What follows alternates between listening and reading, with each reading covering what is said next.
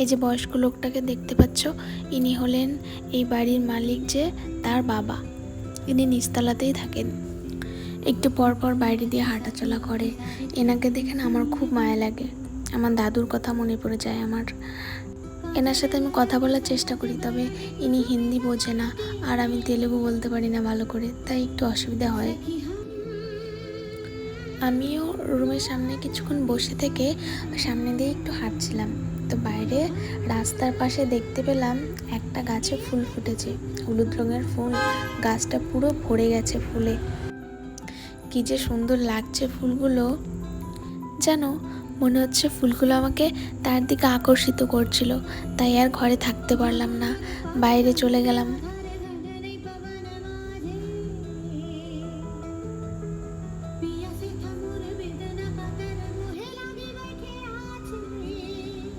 আমি সেই কবে থেকে ভাবছি যে একটু নার্সারিতে যাব। আমাদের রুমের পাশেই একটা নার্সারি আছে, কিন্তু সেখানে যাওয়ার সময়ই হয়ে উঠছে না। তোমরা সবাই ভালো থেকো, সুস্থ থেকো। তোমাদের সাথে আবার আমার অনেক গল্প হবে আগে।